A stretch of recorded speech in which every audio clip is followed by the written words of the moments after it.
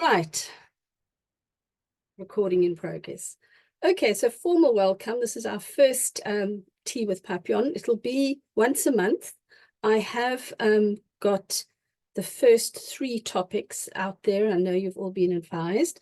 It will always be a Thursday, but it's not necessarily going to be the 3rd or 4th Thursday of the month. It's just going to depend on what the diary says, but it will be once a month. It'll be on a Thursday. So just keep watching our website. So to talk about cooperation, collaboration, why have I come up with this suggested topic for us to discuss? Because above all else, I hear from donors. Firstly, and I'm sure many of you have heard it already, there are too many non-profits. The country has over 300,000 not-for-profits registered, and that doesn't include schools, faith-based organizations, universities, etc., all competing for funding. And there's such a strong concern among the donors that there is never going to be enough donated money for everybody. So if there can be ways that we can work together in different, and this is the type of stuff for us to cover here. I'd like to ask for some, and I will in a moment ask for some examples of what you and your organizations are already doing to cooperate with others, because that could spark ideas. And very importantly, please do tell potential donors, essentially companies, trusts, it's the people from the CSI offices, the corporate social investment offices in the country, who just shake their head and say, why is it so easy to set up a nonprofit in South Africa? We have too many. Their feeling is that before somebody starts something new, they should see if there's an organization existing they could join forces with. And there's nothing stopping existing organizations getting together and creating and merging into one. So don't forget that. But I'm not saying to you all shut down what you're doing and start something new together. It's just a concern that we have too many organizations, that the needs are massive. But the reality, and most of those I'm talking to here today, are either fundraisers or they could have as fundraising part of their voluntary or formal job description. So ways that we can cooperate, and this is for so many reasons, but above all else, to reduce costs. I once, nothing to do with the nonprofit sector, but I had a friend in Cape Town who said to me one day, she said, my business is too small to be big and too big to be small. So what she was trying to do is network with a few small business owners like myself, and she did. She said, I need a driver and a bakkie desperately, but I can't afford it. I can't warrant a vehicle and putting a driver on salary. And what this woman incredibly, I thought just so innovatively pulled off, is that we got together. There were actually 7 of us in small businesses. And we got together, she purchased the vehicle and she hired the driver, but we all made a commitment. And we would have the use, we'd pay this, our 7th share, as it were, of these costs. And we had this pooled use of a driver in a vehicle. And it was great. So that's just something from the business world that I was thinking about. Right. So cooperation, collaboration. Yes, there is a very strong move, particularly with major donors like USAID, for instance, who are saying we recognize that the amounts of money we give away are so big, and to date we've been kind of preventing smaller organizations applying, because we literally didn't want all that paperwork, and we've been saying apply for funding in a consortium or something, and they're encouraging that more and more. And just encouraging cooperation and collaboration on every level to just help our organizations and assist. Now, remember, I am primarily a fundraiser and I consult on fundraising, but I don't think there's an aspect of running a nonprofit I haven't worked in or advised on. But with keeping with our topic of cooperation and collaboration, I did ask a few people to come up with some thoughts and ideas to share. So who'd like to go first? Questions, thoughts, examples? Can I pounce on you, Merle? Okay, I think that's nothing. Hi, yes, I'm happy to. Would you like me to Please start jump my video? in. Absolutely. Just get a brief intro as well, Mill, would be nice. If you're Okay. depending on your, I was just about to say, depending on your connectivity, it's nice to have some video face when you're talking, but that's not vital if you're struggling a bit with connectivity. So I yes, did start my video, but it doesn't, yes, I I can can't see see. you. Can you see me? We Okay, can see you. Thank you. good. All right. So I think there's quite a few of us in the sector who regard Jill as our mentor, and we'll have to find a name for ourselves. Whatever a small butterfly is called, I'm not sure. Just a quick intro of yourself. So basically, I have worked in the nonprofit sector for must be over 20 years. 15 years ago, I started my own small fundraising consultancy, and I mainly work in the area of children and disability. Those are my loves. So I'm a very hands-on fundraiser, and just I'm trying to draw on examples from my clients, as I'm quite involved with many of my clients and attend meetings and all sorts of things. So with regard to collaboration, I think the first starting point is to have your memorandum of understanding. So you all know exactly who's doing what, when they're doing, what is the expectation, because I think that's sometimes when relationships can sour, because there's no clear understanding. And even in our sector, we find there's quite a lot of change of management and change of staff. So if you have that memorandum of understanding, and I joined a client's board meeting yesterday, and we were talking exactly on the subject, because someone had left and now they were having problems there, and they could now refer back to the document to say, but this is what we undertook and this is what you undertook. So I think the starting point is always having that memorandum of understanding. And I do agree with Jill, the donors do like to see that. So this particular client, they work in a specialized field of health. It was a project they're not really very well funded by individuals through social media. They are well funded by corporates because they can see the value of their work. But the therapists wanted to do an outreach project in a very rural area. So we drafted the document. We then we did a memorandum of understanding, and we pulled, there were 3 nonprofits involved in it and 1 independent therapist.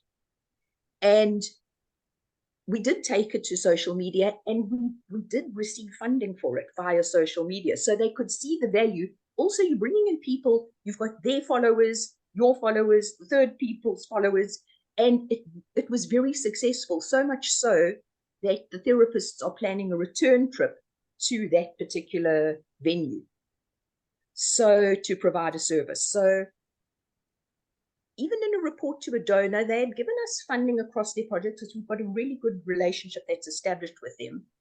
And it wasn't in the original appeal, but when I did a report to the donor, I included that project. And in fact, I've just opened an email this morning, and that donor has given more money than we actually asked for. So he liked what he saw. So just from that point of view, I think collaboration, memorandum of understanding, and be careful of who you get into bed with. So get that prenup done. Thanks, Will. That's actually absolutely wonderful. I mean, yes, I'm quite a structured person, and of course, having some sort of agreement is great. But I hadn't thought of it from the angle of it could all be in place verbally, and then a person could leave the organization and the replacement doesn't have the background. So that's thank you, Merle. That's anybody want to ask Merle anything? Thanks, Merle. That's great. Janine, do you want to come in here? Janine McAvoy is from Hello, yes. Hi, I would say from Breadline, but Jill. please you do a quick intro. Sure, no problem. So my name is Janine McAvoy. I work alongside Breadline Africa, a non-profit based here in South Africa, and we work across all 9 provinces with a focus on infrastructure replacement, safe infrastructure, to early childhood development centers in rural townships, disadvantaged communities throughout, with classrooms, feeding kitchens, toilets, libraries, all those wonderful things. But just to speak to the co-creation and the collaboration, we've really value strategic partnerships, and we've got and built up a really strong foundation of partners in the nonprofit space and beyond that, because we realize that we focus on infrastructure and replacing unsafe structures with safe structures for improved learning environments for these young children, and also for the principals and the teachers, and it's got a broader impact in the community as well. But we do infrastructure, but we don't do teacher training. We don't provide learning resources or teaching those children ourselves, or the teachers to teach those children. There are things like health assessments that need to be done. There's literacy hurdles. There's nutrition needed in these ECDs. So holistically, I always say it takes a village to raise a child, right? And especially in this nonprofit space, social impact space. We really value partnerships, and we'll 100% on the MOU, having that in place, I'm not big on the paperwork side of things. I like talking to people and getting that funding in to support our programs. But that memorandum of understanding is crucial, and something we do implement from the start, just so that everyone's on the same page and there's no misinterpretation of what do I need to do and what do you need to do, or what are you bringing to the table.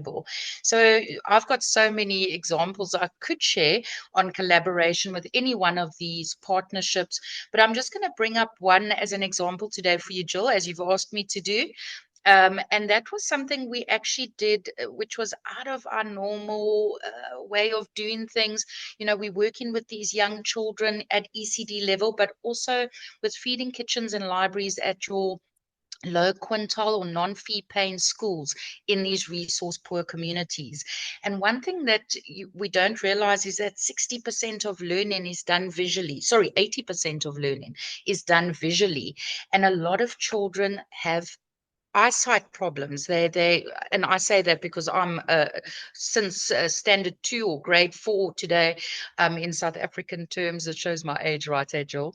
I've suffered with poor vision from a very young age, and what our COO Lena comes from the healthcare industry, and she's brought in this wonderful expertise and knowledge in that space and into what we're doing. So we actually partnered with, I've just made a few notes here, forgive me. Please carry One on. of the biggest one of the biggest organizations in the world, because you said not to bring up names in this forum. May I just focusing on- interrupt? Sorry, Janine. I just said generally to a few people who I asked to just have something to share just to get us going. I sort of did a bit of a blanket, don't name names, but it's not a hard and fast rule. Okay. It would sort of be if you feel comfortable that an organization you've partnered with in some way would be quite happy for you to name them. That's all. That's it's not a Okay. restriction. No, If fair you're enough. comfortable that you can share the name, then please do. But I just didn't want to put people through a whole lot of schlep of first having to talk to a partner and say, may I name it? But if you're comfortable to name the name of, well, then go for it, please. Out there in the public domain, it's no yeah. If it's in the public domain, go for it. I want us to be very relaxed with these chats. Perfect. I'm a very relaxed person, as you can probably tell. So it's one site who are the biggest organization or foundation in the world focusing on uncorrected refractive errors in vision. So what we did is we're working with all these youngsters. So we partnered with them. They work on a volunteer basis. So I can go in there and they will teach me how to identify a learner with basic sort of tools and ways of doing it, to identify where a learner is having issues with their sight. So we did this in November last year. It was over 3 days with volunteers and one site in Breedline, Africa. And we went to a school in Lavender Hill here in Cape Town, and 268 learners were tested, and 164 of those learners needed corrective spectacles. That's Oh, 60% of the learners are needed glasses for their sight. So it really just shows how crucial that is with learning and those educational environments.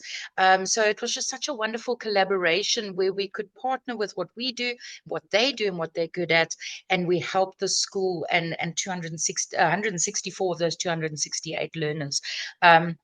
So that's just a quick example to hmm, to show you that power of collaboration yeah. to really drive impact in the space that you're working in. So yeah, I'll stop there to give everyone else an Oh, that's opportunity to fine. talk. Any, And questions thank are you. welcome. That's a lovely example, Janine. Thank you. And Thank you. yes, Thank let you. me just add on a totally different level. I'm talking to you all from England right now. I'm back and forth between the UK and South Africa. I'm actually going to South Africa on Saturday. And I was trying to work it out as you were talking, I think something like 5 occasions in about the last 15 years, arranged joint fundraising events in the UK, partnering with Louise from Breadline Africa. And it's just one of the suggestions I wanted to make and I'm a strong believer in fundraising events for a number of reasons. They feel like so much work that you all want to leave or resign from the volunteer committee or whatever. But there's a lot to be said for events. It's not just the money you make on the day. There's a lot of networking. There's just they have so many benefits. You could have, let's say, some dinner or something, and and people could bring their friends along, and suddenly they hear about your organization. So I am a strong proponent of events, but my point on the collaboration is that, as I said, I think it's about 5 events that I've arranged for me representing an organization, often different ones in South Africa, but one at a time, and Breadline Africa. And one could say, why do joint events? Why collaborate on fundraising events? Because then you're going to have to share the profit. Well, yes, you're going to have to share the profit, but just the benefit of the different organizations. We actually once did a partnership of 3, but it was a dinner for 1,000 people in a huge venue that was a double story, massive. And I don't think I or Breadline or the third partner could have found 1,000 people on their own. But it's also more people there. We made more money, the usual stuff, a dinner, raffle, auction, etc. But it's just reaching those additional networks and sharing the load. When you've got 2 or 3 organizations, you've got a big event you're organizing, you might say, oh my goodness, we're looking for a free or nearly free printer. Somebody in those networks is going to have a printer friend or a cousin or whatever. The same with all the things you need. So I am the strongest proponent. Don't keep it all to yourself. Share. The joy and the benefits of sharing are just amazing. So yes, Jill, definitely. I 100% agree with you. I've only been in the social impact space for going on 3 years, believe it or not, with Breadline Africa. But before that, I was in the events and exhibitions space. There you So go. you're preaching to the choir in terms of it's a very stressful industry. And I recently and I obviously am able to bring that skill set into my role. I did a collaboration just on this point with Stellenbosch University and Professor Jonathan Jansen, where we did a co-fundraising approach to raise over 1.5 million rand for one Nice. ECD and we achieved that together. Wow. Yeah. And we called it a celebration of corporate philanthropy. And we allowed the corporate funders who were joining the space to actually share and display, like a gallery style poster board Yeah. display, what they had been doing. And it just opened up those touch points and conversations. And we could all share. It's about sharing that knowledge, learnings, growth. It's Absolutely. really crucial to the success of our industry. Yeah, so thank you Thanks, for allowing me Janine. to I love the add my story about bit. this site. Yeah, that's brilliant. Anybody want a question for Thank you. Janine? Anybody? No pressure, but Sorry, Bill, go but for I it. have 5 cents. Because I've worked in blind welfare, and I too, Janine, have worn glasses since I was about 8. I love the impact of that project where you've done vision screening on young children, because the impact of that, although that's not Breadline's core function, Exactly. those children are not going to be labeled stupid or fall behind in their work because they can't see. Exactly. That problem can be corrected through glasses or whatever is necessary. So I love that story and the benefit of that collaboration. Thank you. And you know, the benefit to us as a team, what we got out of it, it was such an enriching experience. The team couldn't stop talking about it. It was just so impactful within our own internal space as Yeah. well. So And we also just got so much out of it. Thanks, Mel. life-changing for those children. No, thanks, Absolutely. Janine. As you Thank two you. were both talking, I was thinking networking is so important. Networking has become a bit of a cliche, but it is really so valuable. And I made a point back in the day when even before we had, because I'm that old, even before we had the internet and so on, I used to collect, I'd meet somebody and everybody used to have business cards. These days, fewer have business cards, but I still have business cards. I still find them useful. But I would come back from meeting somebody somewhere, and I had a book that I would paste in the business card and a note to myself of date and where I met the person, what we said, and everything, because we can forget these things. And I was having a clean out the other day, and I just saw these books, literally A4, these thick black covered, A4 books. I had about 6 of them.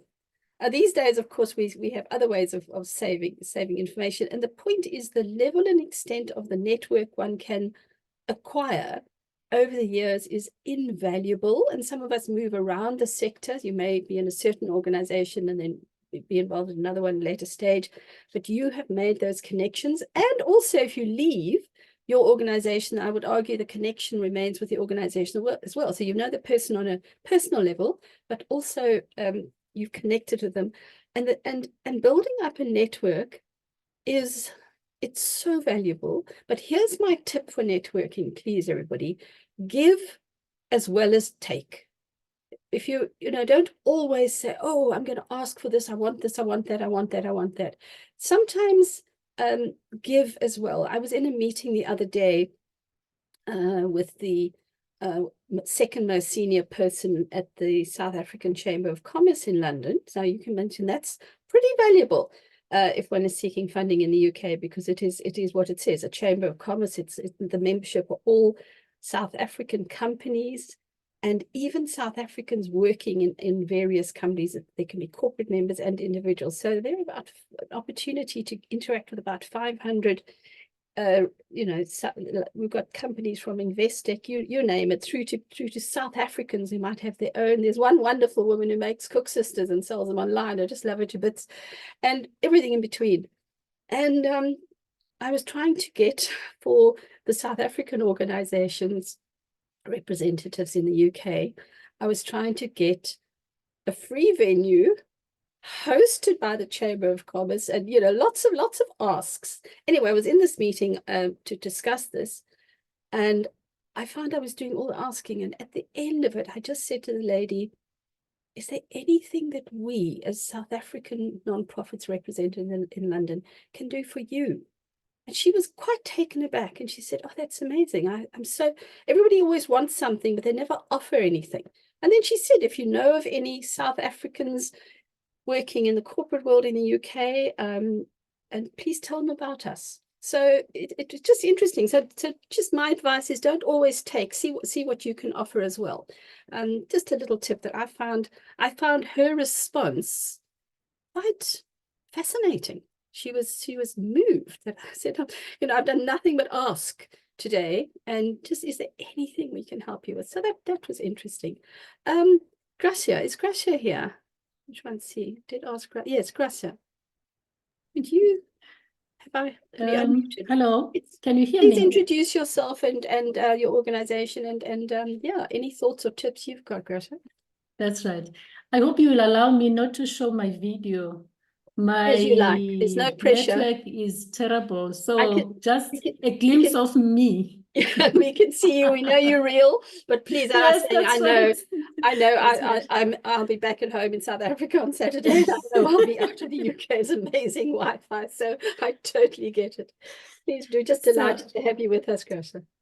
So I work for Sinomlando Center based in Pietermaritzburg. It's a nonprofit that was started in 1996 as a research center from the University of KwaZulu-Natal, doing history. And it has continued, and it changed or moved the section of the community development and registered as an NPO totally. So in many ways, it is a standalone NPO, but keeping very close collaborations with the university. To talk a bit about my experience with collaborations, I would like to say that in my experience, I've seen that and realized that collaborations are made up, I can categorize them into two types, internal and external collaborations. And this has come with experience to really be intentional about making sure that internally organizations work collaboratively among the different departments or different units.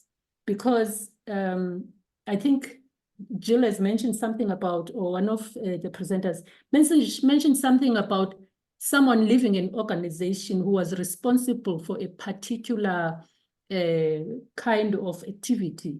And then there's a void there until that, for a long time, actually, because to get in a new person, orientate them, get them on board takes forever because, I mean, you know the NGO world. So this collaborative approach or cooperative effort within the organization means that when somebody has to leave, the void is not that huge. There's a way to fill in the gap immediately and get on with the business. Now, with external collaborations, it also means when we collaborate with partners, in this case, for example, let me make an example of the university. We go as a unit so that if someone from the university, even if there's a protocol, but if they happen to meet someone who, the university partners, they meet someone from the organization and that person is able to say what anyone else could say. This is easier said than done. However, it's a lot of effort. However, it is so essential. It's not a nice to have. It's not something you can even, it does mean you need, we have done that, you know, sit around as a collaborative component within the organization to say, M&E, this is what M&E does. Then M&E reports on what their role, and because we learned the hard lesson that often program used to see M&E as the examiner, and M&E would see this unit as the principal or something like that, you know, and so everyone must shiver. And it just works against everything that we want to achieve. And so now it builds a different take, it builds trust, it builds cooperation, it builds beautiful communication. In fact, when that works, let me give an example of two projects that we did. The first one was funded by PEPFAR. We were not the primary recipient of the fund. We partnered with an American organization that could access those funds easier than us because Sinomlando is a small organization. But to access such funding, we had to bring an organization with a track record of working with American money and all of that, especially that big. And we were a sub-partner, that's what we were called. And then we also cooperate with the local NGOs because our work is psychosocial support. So psychosocial support is relevant everywhere and anywhere. Everywhere, literally. You can feed a child, but still they come from that environment where they come from. So even if they are full, there's something sometimes that you need to bring to make sure that there's a sense of the approach we use. We say we offer a sense to partners that creates a wraparound approach to services, so that everything because most of the time partners do give all kinds of programming, and then we come with this complementary kind of approach or service, if you like. And so when we worked with that, under that organization from the States, we had our own partners locally, NPOs, with whom we went together into this collaboration. And then when the funders saw that, sure, yeah, this was a lucrative partnership, they extended this training that we as Nomlando were going to offer and said, why don't you offer it in the 6 provinces, in some of the 6 provinces, the most rural in South Africa? And then we went, and I mean, it was a lot of work. It was beautiful. It was a lot of work. I don't have to tell people from the NPOs how much paperwork must be in place. Actually, if you've never worked with American money, oh my goodness, you have to have cooperative sub-agreement, you have to have this, you have to have that, you have to have the bios of everyone who is going to participate in the project right in that file. Of course, they train you, beautiful, they train you, they tell you what they need. So you are capacitated not only financially, but also with our partners in South Africa. We benefited from a greater impact because we would go and train, and we communicated. The issue of M&E was at the center of it because we had to talk about impact together. And we had to talk about, so reviews and all of that. So internally, the staff had to collaborate, all sections, even fundraising. Fundraising had to understand why people had to go there and not go that side, and just be prompt in responding, because they understand what this whole thing is about. The second one was with a French funder who sent us instead to Central Africa. And even there, we were working with a group of NPOs. They said, hey, this model is beautiful of working with NPOs. You bring your service. You don't have to replicate what they are doing, but you bring what you bring. You work together to come up with something stronger. And for our partners, it's a benefit. For us, it's a benefit. But more so, we tap from the same resource and we can do greater work together. And it increases productivity in terms of everything. Thank you. Thank you, Graça. That's wonderful examples. Thank you. I just love the different sectors you're coming from. Any questions for Graça? I can see clapping hands and I can see thumb. Thanks, Janine. That's lovely. I did ask Hombisa to talk to us as well. Is Hombisa here? Yes. Yes, Hombisa is here. Please, Hombisa, join us. And tell us about your organization as well. Thank you so much again. I'm sorry I won't be able to show my face. Please My don't network worry. We know is what not the network's good. like in South Africa. Totally understand. Yes. I am Hombisa Anzikanye from Durban, representing the organization called Grandmothers Movement in South Africa. This organization is still very new.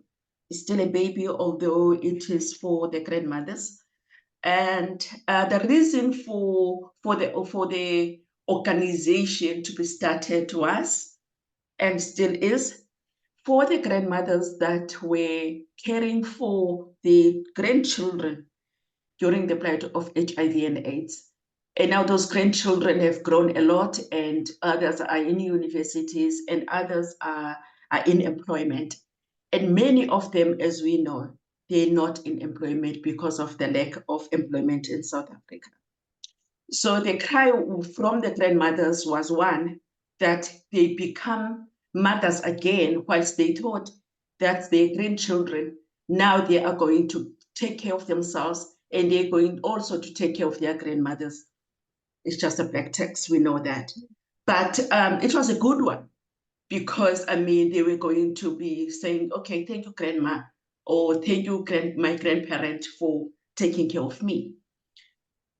So the problem now is, for the grandmothers, they come back and say that our grandchildren, they do a U-turn. They're coming back and to say, to be, again, a burden, which is now going to be a huge one, because they don't have employment. As much as they went to school, as much as they did what, so forth.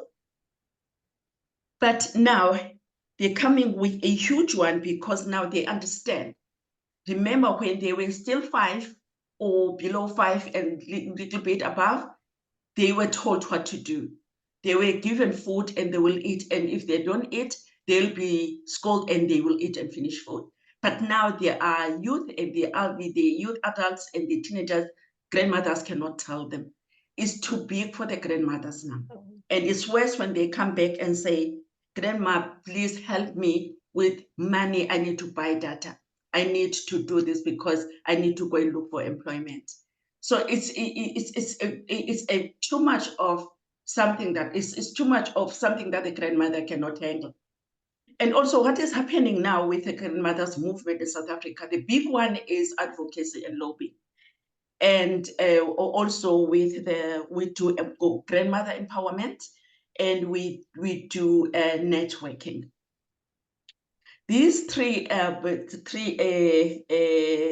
bigger heads that I have mentioned, they make a lot of impact in the grandmothers movement and also within the grandmother sector. Lisa, thank you for that. Tell us about the networking, because the whole topic today is collaboration and cooperation. Yes, it sounds interesting. Wonderful. So what we did when we started this, we sat and said, how are we going? Because we are saying we grandmothers movement in South Africa, not only in one province. So the first thing for us was the first network that we did was with Department of Social Development, so that the Department of Social Development will be able to open the doors for us to go and do the networking to the provinces. And our networking is with the organizations that are working with grandmothers. We are not doing the partnership or the relationship with the organization. It is with the grandmother that is in that support group. So we partner with the grandmother because our main aim is to advocate for their human rights. It is to advocate for their for their health and so forth. And there's so much that is going on in the particular heading of health, because our grandmothers are being killed, most of them because they are thought they are practicing witchcraft. Mm. What we have learned in this in this networking is that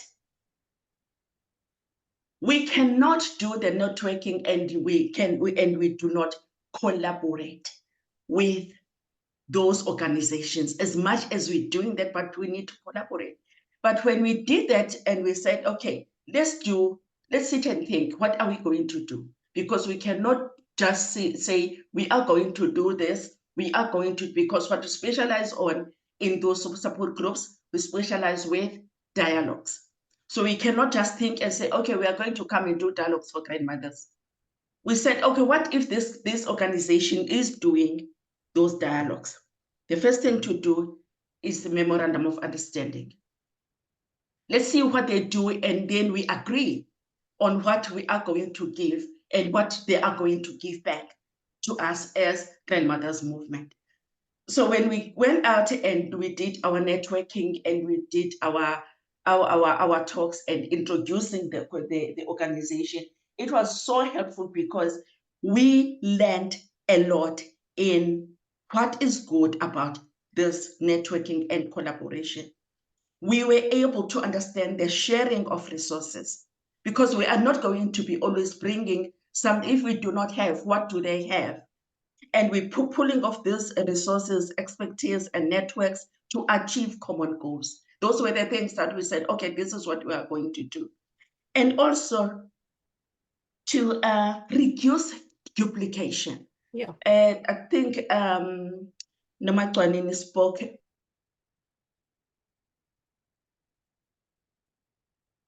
So we're losing the sound.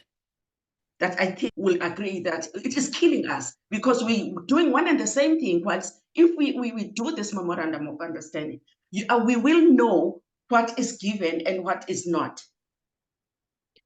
Thank So- you, Amrita. Sorry to interrupt you. I think we need to move on, but thank you so much for that. It's just examples, and I just love what you said about the networking helps to know what to know, just to understand things better, and to meet other people. It's just invaluable. I mean, it's you know, we've moved a little bit from cooperation and collaboration to talking about networking, but I mean, that's one of the ways you find, as it were, networking partners. Collaboration partners through networking. So vital. And of course, we have all these wonderful opportunities these days that didn't used to exist, of social media. You know, most of our organizations are using some form. Most of the time it is Facebook, but look how popular TikTok's becoming, Instagram for those who are into taking photos. I'm seeing LinkedIn just exploding. You know, LinkedIn's been there, and it's always kind of been considered where you put your CV if you're looking for a job and that sort of thing. But no, LinkedIn has many other opportunities too. Even what was Twitter, that's now X, you know, putting out there, you know, both give and take info. It's really so important. Anybody got a question or anything you'd like to add or share? Couple of thoughts I had, and please just raise your hand if you want to come in on anything. Now, as I said, I focus on advising South African organizations on fundraising from the UK, and I'm back and forth between the two. And one of the things that I have seen happen, oh gosh, repeatedly and so successfully, and that is people in the UK. And it's just an example of a first world country. My family are originally from the UK, and my daughter lives here, so I always have somewhere to stay, and it's, you know, it's easier for me to come and go between the two. And I have also created something called the SA UK Trust Network. Breadline Africa, for instance, is a member. So any of you who have a person, it doesn't have to be something formally or registered structure or anything, but any of your organizations, if you know someone in the UK as, and I'm going to say it with a small r, as a representative, you would need to have somebody in the UK very welcome to join. We do, gosh, this year I think we've got 6 events, and they're all free, and it's essentially about networking and seeing again how people in the UK assisting what I call their sister entity in South Africa, and how they can work together. And one example, I mean, I met this lovely lady Louise from Breadline Africa at this network.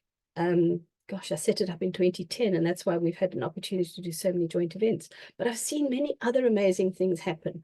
And examples, there are a lot of organizations in South Africa, as you all know, involved in some aspect of literacy.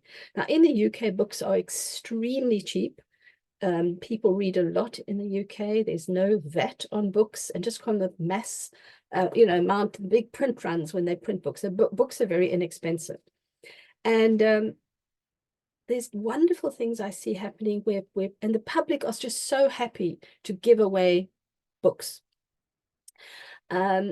And it's kind of, they see it as, they see as giving it to an organization that can use a school or whatever. They see it as a better form of recycling. So there's no shortage of free books in the UK.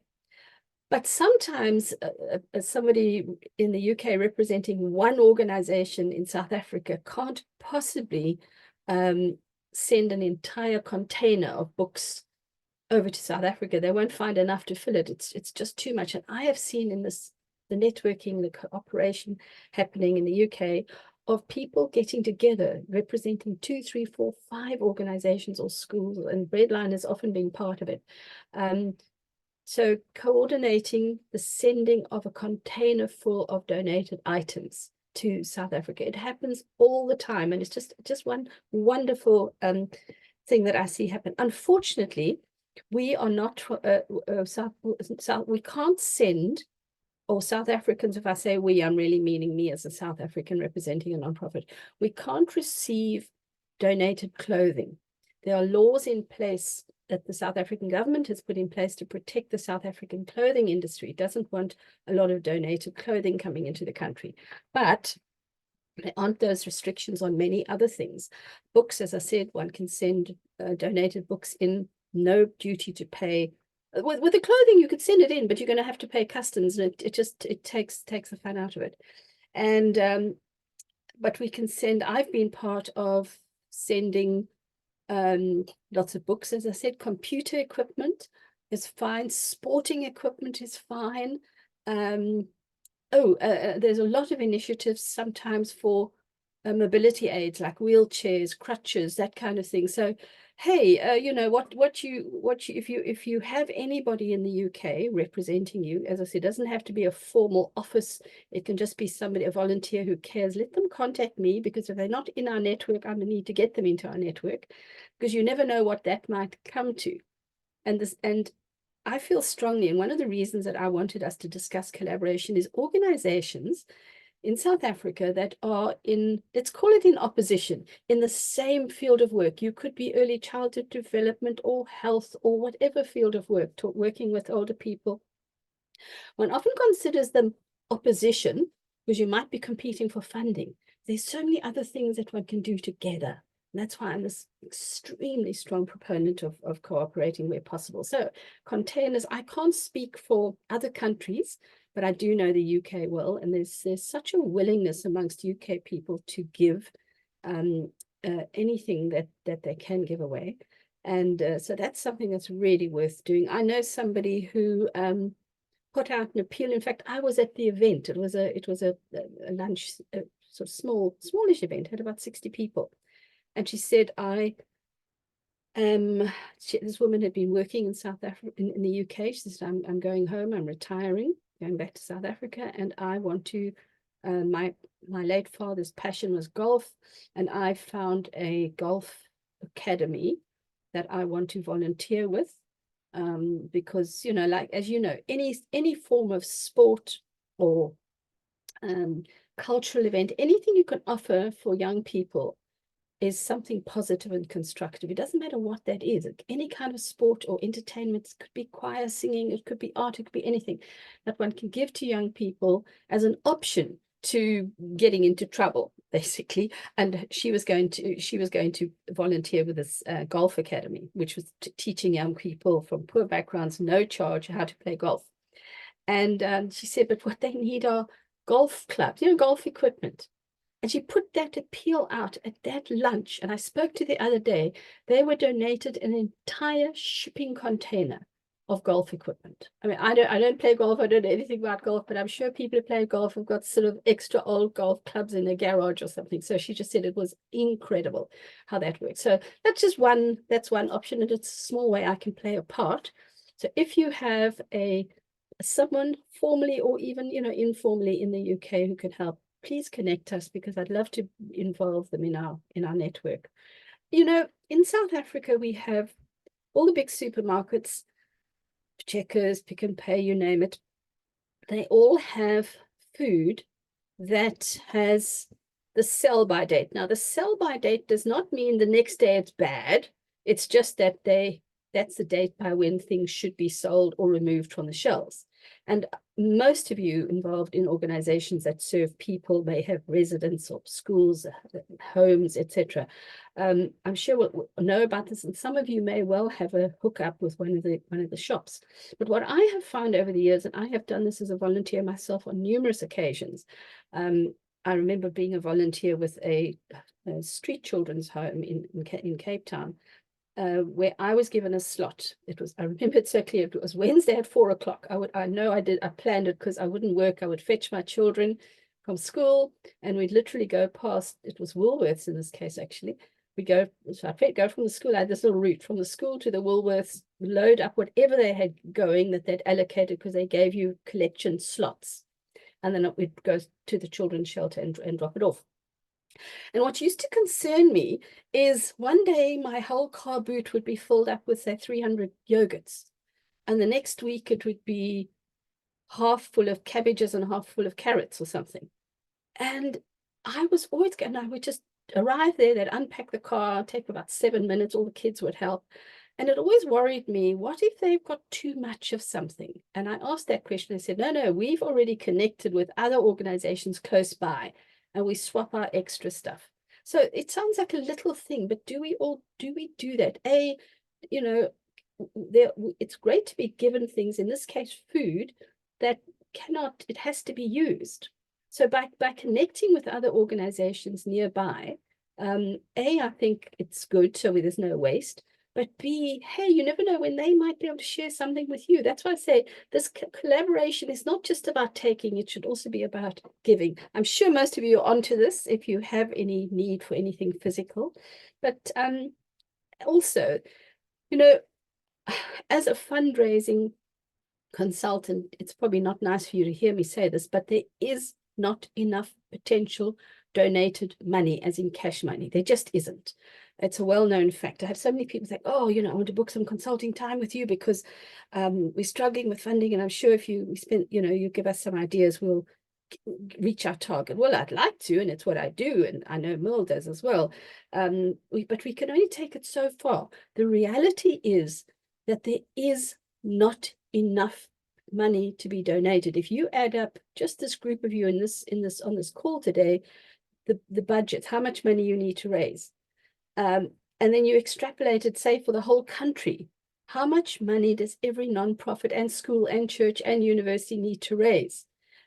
You could extrapolate it over the world, but let's just stick with South Africa. And then you say, well, how much is donated from every source? Companies, government. I mean, I know they've cut their grants, trusts, individuals, etc. And you'll see that there is not enough donated money or potential donated money. There just isn't. That's just fact. It's been fact forever. So we have to be looking at more innovative ways to resource our organizations. And one of them is income generation, earning money, not just simply asking for money. And in some cases, the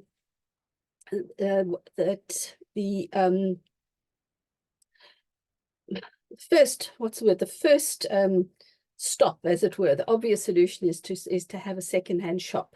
There's some sort, to set up a shop, ask for donated items, and then sell them. That's where much income generation starts. And I've seen so many people go about this. I mean, my poster child, whom I know very well and helped them get going right at the beginning, is Noah, Neighborhood Old Age Homes in Cape Town. They are now almost at 50% of self-generated income of the entire budget, which is just phenomenal. And their policy has always been, we want anything, household goods, clothing, anything. I kept saying to them, are you sure you can accept anything? And they said yes, because we've already got a network, a collaboration of people. If we find something we simply can't use, we know who we're going to give it to. And they found that has been a better way to go on the local radio and put on social media and all the different sources, instead of saying, we want men's clothes, not women's. We want books, but not DVDs. By just saying we'll take anything, people are inclined to give them a lot of stuff, and they say they sell about 90%. But if there's something they cannot use, for instance, if there are, say, blankets or towels or something that's just in poor condition, they've got an animal charity they can pass it on to. So they've got it all in place. So just think about what you would do if you appealed for things and you can't use them. And this could be with I know another organization, it's in Somerset West, that has quite a good hookup with some companies. Of course, it helps if a company's getting new computers or whatever it might be, to know where they're going to give their hand-me-down, their older stuff, just to know there's a source. They're going to make one phone call and they come and fetch it. That's great. But this organization, if it can't use everything it's given, already knows where they're going to pass things on. So have those networks in place. Sorry, I'm struggling with all these different things I've got here. I'm struggling to read the chat. I see chat messages pop up and then I can't find them. So I saw a question for me and I can't find the chat. Was it Francois? Somebody asked a question. Please feel free to, or anybody read the chat for me. It's quite bizarre. I'm unable. I can see a chat message and then I can't actually get into the chat for some crazy reason. It's probably me. So there was a question for me in the chat, which I cannot get to. Won't somebody tell me nothing that I can see for you, Jill. Oh, okay. I don't see a question here. Okay, thanks, Janine. I saw Maybe it was Maybe it direct. was I direct. can't see it. So if anybody's got a question, please just raise your hand.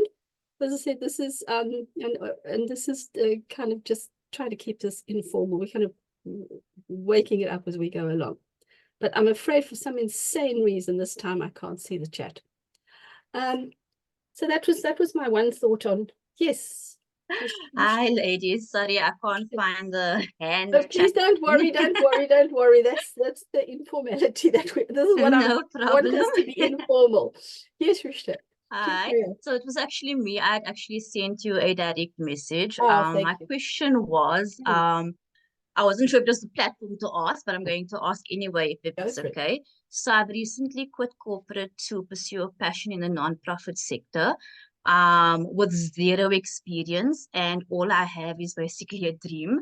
And the focus areas we are looking at is food security, sports and education, and promoting play for orphans, the underprivileged, and elderly. So the question was, where would I be able to find, I guess, management who would be able to take our vision or take our company in the desired direction? Sorry, I'm not understanding the question. And please, everybody, this question isn't just for me. It's kind of everybody. Where would you find management? We're just Yeah, I flew in from Canada directors. last night, so I can also say I'm a bit jet lagged if I'm being doof. Yeah. So I've recently started We Care Foundation. And it's literally just me at this moment. So I don't have any experience in running a business, especially in MPO. So I'm basically looking for management or execs if there is even such a thing where there are directors who are able to assist a nonprofit in taking the company in the desired direction. If it's something I cannot do on my own. Okay, so sorry, let's unpack this a little bit. If you have a what is it? Have you got an NPC or what? An what? NPC, yes. NPC. So which means you will already have directors. Yeah. Okay. So when you say management, are you talking about the day-to-day tasks? I mean, because to me, you know, the responsibility lies with the directors to make sure these things are in place. But I'm still trying to Correct. understand what you mean by management. Okay, so there are 3 directors, but each of us, we don't have any knowledge in the nonprofit sector. We basically just use the directors in order to start the company. So I'm not sure if there are recruiting agencies or businesses that assists nonprofits. Sorry, my alarm is just going off.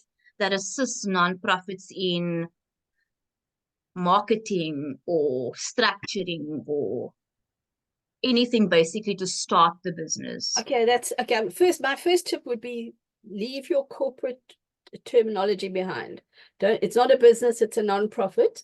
It's not a company, it might be an NPC, but talk about non-profit. It's just a small tip, because if you were to be talking to a potential donor or donor of goods in kind, they might, if you say business, that will worry them already. Unless Okay. it is an aspect, Noted. unless it's an aspect of income generation for the organization.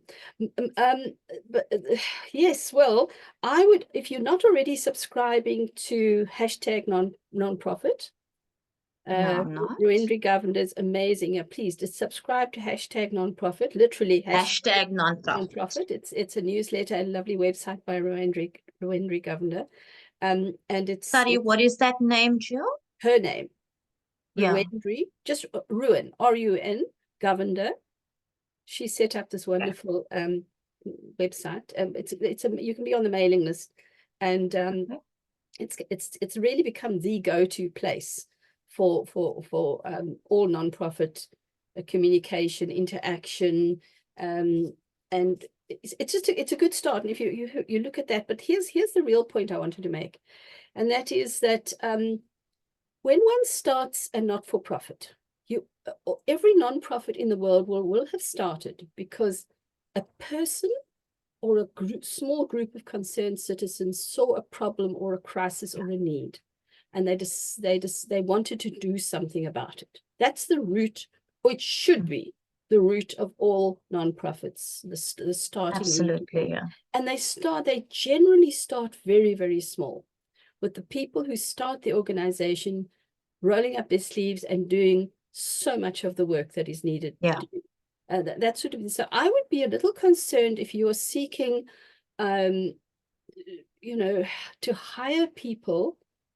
You know, you'd need to have a lot of funding if you're a brand new startup and you're already trying to pay consultants or staff. It worries me because Okay. a few organizations have that kind of money when they start up. So my advice, like everyone else who ever starts, start incredibly small, keep Yeah. it small, grow organically. It's a bit like you want to start a business. Let's say you are an expert at making chutney. You would start making the chutney on your kitchen table. Yeah. It's not a good idea to start by hiring a big factory and 50 staff members and buy a vast amount of machinery. That can be dangerous. Correct. So Yeah. start incredibly small and do what you're doing now. Do networking, subscribe to what Wendy's Exactly why I'm here. no, just I'm concerned that you wanted to, as it were, grow too fast. So it's wonderful that you're Okay. conscious that there's stuff you need to know, but I'm not sure my advice would be to be looking, because when you talk about companies to hire, or I'm reading it as consultants, potentially hiring staff, that feels very expensive. Yeah, my it's like people understanding is learning not. as they go along, you know. Yeah. What Okay. does No, anyone understood. else think? What does anyone else think? But my instinct is keep it very small. Merle, you're saying you recommend? Yes, yes. There's training, certainly. There's you can. We've got a training course starting in July. It's going to be once a week for 4 weeks, and it's literally an introduction to fundraising. Awesome. That's a start, but it doesn't. Oh, thanks for that, Merle. And even thought of that. It doesn't help. It doesn't answer the question about the management. Okay, no, but you did actually answer my question. Just do it. You know, Just learn do as it. you go along. Got it. Got it. Thank you so much for that insight. I appreciate it. It's just well done on what you're doing. Anybody else want to come in on that? Gosh, every organization started at some stage. So good on you, Rishita. Thank you so much. The other thing that I've just been looking at lovely examples of collaboration. And I saw one the other day. Thought this was just so lovely. I'm not sure if it's still politically correct to talk about an old age home. I'm sure the term is more, you know, care home, but you know what I mean. You know what I mean. And there's an organization and a lot of older people who've got to the point where they can no longer look after them. Thank you. Residential care home. Well done, Will. See, I can read it and then it disappears for some bizarre reason. I can't read the whole chat. I can see it when it pops up. But older people who can no longer look after themselves, who need to get some sort of residential care, if they're animal lovers, they have to, in most cases, they have to give up their animals, which is terribly sad. I think the more enlightened ones should let them take their animal, maybe restricted to one cat or one dog or something. But anyway, most of them say, no, we can't accommodate the animals as well. So I saw a lovely example where there is an animal shelter not far from this residential facility for older people. And obviously the people in the animal shelter know which of their, particularly the dogs, are friendly and mellow and kind and gentle and so on. So that they have 3 times a week, they have volunteers, so it's not their staff, who take the friendly dogs to visit the old people and spend the afternoon there. And the dogs get all the attention. The older people love it, and it's just a lovely cooperation, lovely networking, lovely example of collaborating. And of course, I had to find out more. And I spoke to somebody from the animal shelter, and she said to me, now a lot of the family members, because of course now in the residential care facility has had photos and information on their Facebook page about it and so on. And the bottom line is now the animal shelter has benefited too, by people contacting them and saying, how can we help? And they had a bit of a program where You know, you don't have to give us money, but our biggest cost is, aside from our salaries, our biggest cost is the food for animals. And she says now that problem has gone away. The friends and family of the people in the residential facility are dropping off bags of animal food. So they didn't set out to do that. They just thought it'd be a nice thing to do. And just these lovely things that happen, and by cooperating in ways that people can. So that's why I just feel strongly that we should find ways to give, not just to take. You know, how can we give? I think if we switched our networking a bit into what can we give as well as take. You know, I know we sort of saying, oh, we need this and I need that and I need that, but you never know what can happen when you also offer to give something away. On the topic of what your organizations need, firstly, I am presuming that you all have websites, because one absolutely, as a nonprofit, must have a website. Too many people these days say to me, oh, we've got a Facebook page, we certainly don't need a website. Well, I'm sorry, if you're looking for money from companies or trusts, you have to have a website. It's one of the places that they will go to. That's an absolute given, and I think most of you know that. It also takes away, by having a website, it also takes away the concern, and it is a concern, and I hear many donors say this to me. When we get an email asking for money and the person is using a Gmail or a Hotmail or, you know, something that is not, you know, let's say Janine at Breadline or something, if the organization's name is not as part of the email address, that's already a worry, because tragically there's just so much fraud out there. It's insane. I've just been on a trip. As I said, I went to Canada. I booked a hotel online and the booking site got hacked. Oh gosh, I got an email to tell me that they hadn't got my credit card details right, and a long story. I felt it was a problem, so I didn't follow it up, but I could easily have clicked on a link and put my credit card in, because I wanted my hotel room to be there when I got there. So you know what the level of online fraud is like. But so that's a concern. Just simply having a Gmail or Hotmail or something is a turn off to potential donors. But and I'm saying that's not the reason to have a website. One must have a website if you're looking for corporate trust type money. But one of the benefits of having a website is to have a needs list, the things we're looking, the things we'd like, the things we want. Because what most organizations want, as you all know, is money. There is some resistance to people just simply making a money cash donation. But when people see the list of the things that you need, it can often have them react differently. Oh, wow. Like an animal charity saying, you know, newspapers. These days, things have gone more online and fewer newspapers are published, and those that are, I'm afraid, half the time aren't worth buying.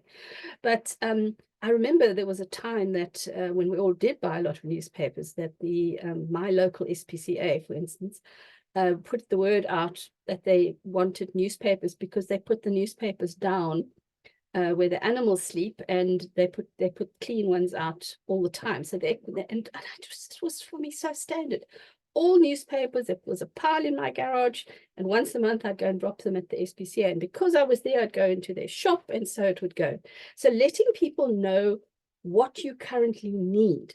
Because remember, fundraising goes way beyond simply raising money to meet the budget of the organization. As a fundraiser, the first thing that one should do, or many of you in this call may not be the fundraiser specifically, you may be the CEO, you may be the founder, you may be all sorts of things, or you could be a volunteer who will have fundraising as part of your duty. So I'm saying whether you're the fundraiser or fundraising is part of what you do. The first thing you should do when you see the budget for the organization, instead of just receiving the budget and them saying, okay, this is what we need you to raise. And I'm not talking about the total amount, I'm talking about the itemized budget, is to get detail. For instance, there might be a line item that says stationery, and I'm talking about the years, not just a project budget specifically, but the whole organization's budget, the big budget, as it were. And I would question it, I would interrogate it. And I would say, and I'm using this random example of stationery, I would say, okay, so now what exactly makes up this, 875,000 Rand that we envisage on paying for stationery this year? And by knowing what that is, I promise you, as a fundraiser, it is easier to go to a company and ask for the products or even services that they produce than to ask them for money. And to me, it was just always the most standard thing, is to find out, for instance, how much paper, the packets of paper that we use in printers. And these days we're supposed to be using less paper, but still it's just one example. And I would go to Sappi or Mondi or one of the companies and say, could you commit to giving us this amount of paper a year? It's generally a yes, because they also get their B points and their 18 A's and all this wonderful stuff. So it's just a tip. Another organization I remember being involved with, it was a shelter for women fleeing abusive relationships with their children. I saw this massive grocery budget, understandably. I got the details. I saw how much bread they bought, because even the children would have their sandwiches made to take to school and so on. And I just got a bakery. There was a bakery very nearby. And I just said to them, can't you deliver bread? And they said, we'd love to. And it takes the money amount needed away. So that's, to me, also collaboration. Greta, you've got your hand up. I just want to concur with what you are talking about relating to finding items that can be donated instead of money. We put out not an advert, but a word to find somebody who is tech savvy to update our website, because we all are not as tech savvy. And so we found somebody, and what they asked us and said, do you know how much you could pay for this service? And we said, well, we have a hazy idea, but we know it's very expensive. Said, okay, I'll do it for you. If you save some bucks from this, what will you use that money for? So I'm just saying, people are prepared to give in-kind donations, based on their skills as well. And they want to know that it's valuable service as well. Absolutely. Oh, thank you for that. Yes, that is fantastic. And as I was saying earlier, that the companies, if they're big enough, and if they I forget the amount, it's under 50 million rand or something insane, but nevertheless, if wherever they fall within the legislation and they can claim tax rebates and things, it's important to know the monetary value. I love what this person was saying to you. They want to know what you would be saving and what you do, and I think that is just a beautiful way to do it. But it's also extremely important if you receive either items, products, or services. It's very important to know that monetary value. It's critically important. It's important for your bookkeeping too, for your auditing, because you might have this budget I was talking to you about earlier. When your financial statements are drawn up by your accountants, you need to have the expenses, and you need to have that offset as a donation in kind. It's actually very, very important. So I think that's wonderful.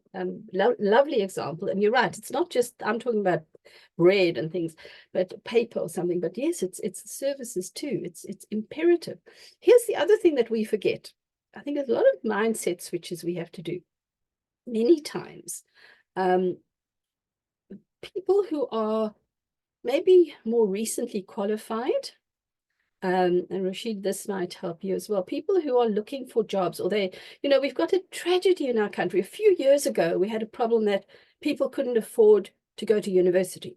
Now we've got the NSFAS money. Yes, that it doesn't help everybody, and it's created the whole missing middle, I think they call it, the next group up who don't qualify for NSFAS. But here's the issue. We have thousands of young people who have got university degrees. They've graduated and they can't find jobs. I don't know, that's a whole separate field. Are too many people being trained in things that there aren't jobs for down the track?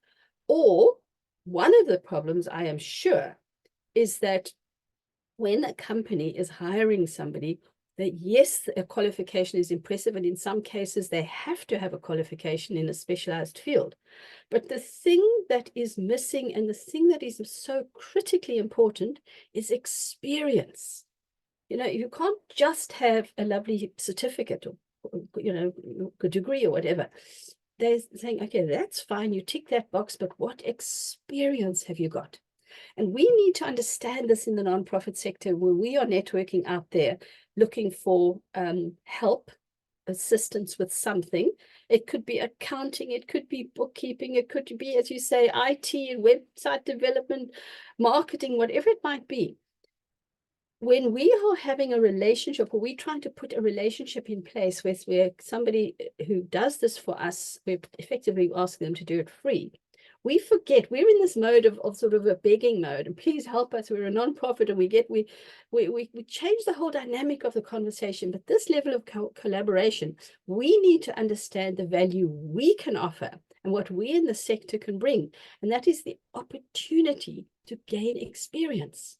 So we need to encourage, especially younger people and who have a qualification or a skill in a certain field, and know that what they are going to get from us in return, aside from saying thank you very much, what they're going to get from us is experience. It's perfectly normal to write a reference or a letter of recommendation for somebody who has done not just a week's work, but something, you know, a longer term, because in my opinion, a volunteer, and a volunteer means they could do a little bit of work remotely, whatever it is they do, they are an employee in every sense of the word, other than they don't get a salary. So in the same way as we would give an employee or a service provider some sort of reference, we can do that for volunteers. And so we need to be, I think we need to be changing away from us being disadvantaged and say, oh, we're a nonprofit, we've got a limited budget, but we desperately need this, that, or other, please help. And I'm talking about now where somebody gives of their time and specifically their expertise, because we need to understand that it can be very, very useful to them. So when I hear about all the young graduates who can't find jobs, I'm just thinking somebody needs to be putting this together. Somebody needs to be saying, okay, here's a list of young people who are qualified. They've been right through university, they graduated, but they have no experience. This is their field. You know, I almost envisage a kind of national database somewhere where nonprofits can have their needs, and graduates who need to get some experience can be match made. You know, sort of Tinder for this level of matchmaking. So we just need to remember that we also bring the benefit of giving people the opportunity to volunteer. But my point, I want to go back to my point, and thank you for the input on that, of having on your website the things you need, itemizing the things you need. Clearly, this is how you can help. And please, you could include volunteer time, and you could even have volunteer opportunities. You see, look at the different dynamic. It's not we're desperate, we can't afford a secretary, but oh, we need somebody to take minutes at our meetings. No, a volunteer opportunity is for editing our meetings. And you know, we need to change the way we present it, so that we realize that the people will have the feel-good factor. There might be some training that they get. There might be something you need done that you have to give some specific training, which is all good. It's experience. It's back to that thing called experience. And also just listing the things. What do you spend your money on? So please do something, you know, have a readily available place that you can put on your website and that you update. I remember, I'll give you a genuine example. I remember I was living in Somerset West. It's a number of years ago. I was living in Somerset West, and there was may still be there, I don't know, there was a children's home, and it wasn't on their website. Actually, it was. Eventually, I found it on their website, but I was on their mailing list. I think I'm on every single nonprofit in the country's mailing list. And I was on the mailing list, and I got a newsletter. But it was very cleverly worded. It was beautiful. It was from this children's home. And they just said, these are our current needs. And they listed, as I said, I happened to get it as an email. They listed from nappies to baby formula they had about 20 things that they needed. And you could see somebody thought about it, because the nappies were a certain age. You know, they didn't want them like the newborn. They said I can't remember, it's in kilograms or I can't remember, but they were quite specific. And then one of the things was baby Panado. Well, that was it. I made a special trip to Dis-Chem. You know, they're not where you get your prescriptions, but the other side where you can buy over-the-counter medicines. And I said to the woman, I said, because I couldn't take the thought, these children are in pain and the home may not have enough money for the baby Panado. That floored me. So I said, what is the limit? What is the legal limit of how much baby Panado I can buy? This lady at Dis-Chem said to me, oh, you've had that newsletter too, have you? And she laughed. She said, you're about the 20th person to come here. I said, well, I'm glad there's a response. I said, literally, how much can I buy? She says, oh, you can buy 20 bottles if you like. So I bought my 20 bottles and went to drop them off at the home. So you see, I mean, I work in the sector. I should know better. But I responded to this list of the things they needed rather than the usual, please give us money. It's just interesting. And again, I would take that as collaboration 101. Because you never know who might see it and who might be able to help in a serious way. So just a thought, you know, the social media posts, Facebook in particular, sometimes they're wonderful and sometimes they just don't get it right. It's everything that, you know, we need money, but hey, what about volunteer opportunities, or are you having a clear out? You know, these are the kind of things that we can give a good home to. We'll collect if that helps you. That kind of thing can be really useful. Again, I think I saw something pop up on the chat and it disappeared. It was something about UK. Can anybody see that, or was it another direct message? Well, can you unmute? You saw something, or Janine? Yeah, Okay. it said, oh, Mol, you go. It doesn't matter. It was from Berda Brown, I think, I'm not sure, said that she'd like to engage further with you, Jill, on the UK fundraising, and she's left her email address. All right, but I will. Is it W or V? It's VER. Yeah. DRA at iCloud.com. Okay, I was saying that Yolandi will have these as a variant. Yes, the email address. Yeah, she basically wanted to Well, connect. hopefully she's got someone over about the here that I UK can connect into opportunity. the network. That's great. Yeah, I will ask my tech person why normally if I'm in a meeting, I've joined, if I'm not hosting, I can chatter away in the chat, but for some insane reason, I can see these chats and then they vanish.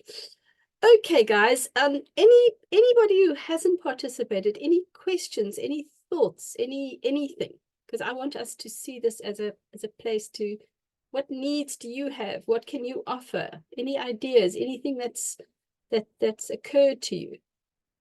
This needs to be quite interactive. Let's see any. I know I've already had a go, but just quickly on my side, a question for you, Jill, is this discussion around collaboration, especially with NPOs or NPCs, we're coming together and sort of complementing each other's work. Do you not find that there's an elevated trend with corporate funders or big grant givers that they actually want to see a collaborative effort when applying for a big grant? So if you go in as yourself, they actually look at it and go, but wow, you just do infrastructure. What about teacher training? What about educational resources, etc.? And that actually is becoming a requirement by corporate funders. You are so right, Janine. You know, some of you might have been in the conference that we organized, I lose the plot now, about 6-8 weeks ago. We do an online fundraising conference every year. And this year I did a talk on just trends, the things that I'm seeing happening around fundraising. And I spoke to a number of funders in South Africa, the UK. I know I spoke to a woman in Germany and quite a lot in America. And this came up a few times. Because they do a very, what's the word? A very democratic, a very fair assessment system where they give applications points.